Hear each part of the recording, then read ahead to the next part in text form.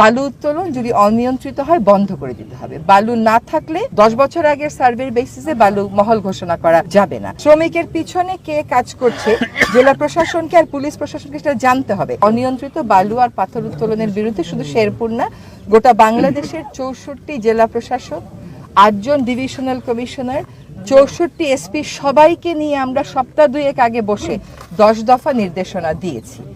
বালু উত্তোলন যদি অনিয়ন্ত্রিত হয় বন্ধ করে দিতে হবে। বালু না থাকলে 10 বছর আগের সার্ভের বেসিসে বালু মহল ঘোষণা করা যাবে না। এবং বালু মহলের যখন ধরতে আসা হয় শ্রমিক ধরে নিয়ে যায়। শ্রমিক ধরে নিয়ে গেলে তো কোনোদিন লাভ হবে না। শ্রমিকের পিছনে কে কাজ করছে জেলা প্রশাসনকে আর পুলিশ প্রশাসনকে সেটা জানতে হবে। খালি রিপোর্টে লিখে দিলে হবে না, গিয়েছিলাম অপরাধী পাই নাই ভেকু নিয়ে চলে এসেছি, এটা কোনো গ্রহণযোগ্য রিপোর্ট। এরকম রিপোর্ট সরকার আর গ্রহণ করবে না। তাদেরকে বলতে হবে যে এই বালু উত্তোলন আর পাথর উত্তোলনের পিছিয়ে কারা আছে, এই নাম মুখে আনতে হবে এবং তারপরে তাদেরকে ব্যবস্থা গ্রহণ করতে হবে। এটা গত রাতেও ইনস্ট্রাকশন দেওয়া হয়েছে।